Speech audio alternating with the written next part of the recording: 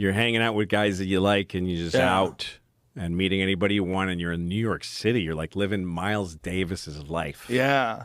It was even worse than that because I was hanging out at pool halls too. Oh, yeah. So that was my pool hall days. So all day long, this is what my day was. I'd wake up whenever. I'd go to the gym. I'd get a workout in. And then I would go to the pool hall. And I would go to the pool hall in the afternoon, and I'd hang out with the guys. We'd play pool. We'd talk shit. We'd have some lunch or whatever. And then I'd go do shows. So I'd do shows at night, and then I'd come back to the pool hall at midnight, 1 o'clock in the morning, and it would be packed. And those fucking animals would be in there gambling and talking shit and doing drugs, and they would stay up till 5, 6 o'clock in the morning, and then we would go to the Star Diner in Mount Vernon, New York, and we'd eat cheeseburgers, and like a cheeseburger deluxe. It was a cheeseburger with like coleslaw on it and pickles and onions. And then I'd go to sleep, and I'd wake up and do it all again. So I had this life of just, like, being around these degenerate bachelors. Yeah. They were fun people with great stories, and they were always gambling. Everybody was gambling. And we're just playing pool all the time. And to this girl who's telling me, don't play that music. I don't like that music. I go, well, what do you like?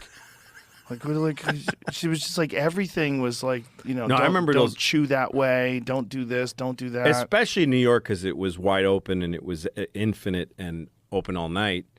And I remember those early years in my 20s living in New York, and I would do sets till 4 in the morning sometimes. It was like the improv on 44th and 9th, was like the last set was like $350 on a Saturday.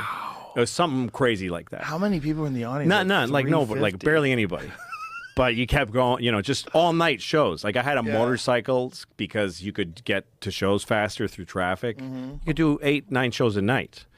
And then you just get paid cash, and it was a great life. And then me and like Kevin Brennan and Dave Attell and a guy named Dan Vitale, who just passed away, and a few other guys used to go to the diner on the Westway Diner on 9th Avenue.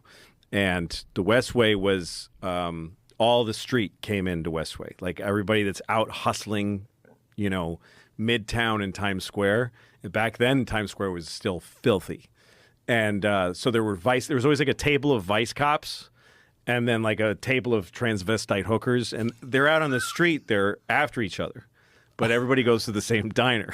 So it's like Wile E. Coyote. Yeah, it's like Wile E. Coyote and the whatever. Sheepdog. And they punch in. Yeah. How you doing, buddy? Morning, Sam. Yeah. It was like that. And the cops always had their guns show, you know, their shoulder holster guns show. And there'd be a table of comics. Wow. And we would just sit there and eat fucking Greek food and, you know, and just hang out and watch this weird, you know. I was so happy then. I was just so happy. It's such a fun time. Yeah. You know, you don't really know what's going to happen. You hope that you make it. You hope you can continue to make a living. Yeah. But it's such a fun time of complete freedom. I really enjoyed that. I loved it. It was enough to pay my rent in New York City. And at the time, I liked New York City a little more than I do now because there was more like cool stuff like bookstores and Tower Records, and there was more movie theaters, and there was more off the wall culture and strange stuff to see, and more restaurants and diners. There's really not all night diners in Manhattan anymore. There isn't? They're gone. Like me and Bobby Kelly, when we were getting ready to do his special, I went to watch him at the Cellar, and then I said, let's go to a diner and talk it over. And we walked around there, couldn't find one. They all clubbed, and they closed at like midnight. Now, is that because of crime? Well, COVID killed a lot of places. I mean, it really distinctly changed the city. And it's thriving, New York. It's really, like, there are sometimes I'd hear people talk on your show and other shows saying, like, New York City is dead and it's dangerous. And I'm like, well, I don't know. We're here. Like, it's okay. It's a very resilient city. It's been through a lot. Yeah. So well, it's bouncing back. Just the fucking sheer numbers. Yeah, there's just so many people. Someone's going to pick up slack. Yeah. Somebody's business will fail. A lot of businesses fail. Katz's Deli's still open, right? Sure. That's open late. I don't know how late they're open. I think they're open till like 2 or 3 in the They morning. might be. That place is amazing.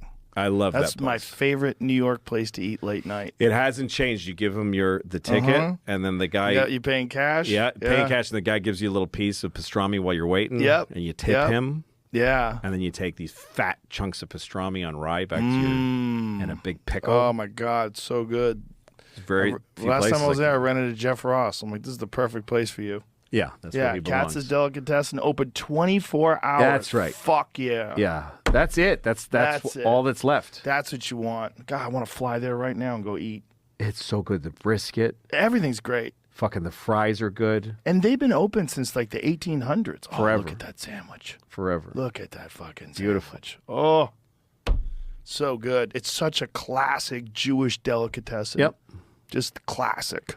There used to be a bunch more. There was a place called Ratner's on Delancey that was better. Jerry's But it's Deli gone. went under in L.A. Yeah, they all.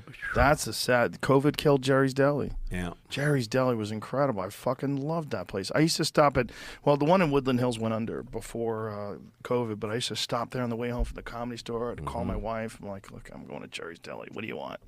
Get Nice. pastrami Reuben, a bowl of soup, and we'd eat together after my set. It was amazing. That's Like great. so much fun. That's great. Yeah, it was like such a good, Jerry's Deli was such a good place to meet people too. Like, yeah, let's go talk about it. We'll go meet at Jerry's Deli. Go sit there, go over jokes and shit. Yeah, sure. Yeah. Yeah, that kind of stuff. I mean, probably younger generations have their own version of that. But ours, I we're guess. 55, so Yeah. there's less of us. Most people our age are pretty settled. They're not going out anymore. But the thing So- about the delis, for me, was always the history. It Yeah. wasn't just that the food was amazing. It's like, this place has been here since 1875. This place has been here since 1946. It's like, there's like Cantor's is another Yeah, they still great have that. place. In LA, you can still Yeah. go to Cantor's. Thank Yeah, I remember going to God. Cantor's and seeing, I was with a comedian. Her name was Felicia Michaels. You remember Felicia? Yeah, I remember Felicia. And I was hanging out with Felicia, and we went to Cantor's, and it was my first time in LA, and Jackie Mason was there, Oh, wow. and I just watched him check her ass out. He just checked out Felicia's ass with that kind of like he nodded at her ass, like That's hilarious. and she's standing there. She had no idea. Well, Jackie Mason was the guy who got kicked off of the Ed Sullivan show because Ed Sullivan claimed that he gave him the finger. Yes.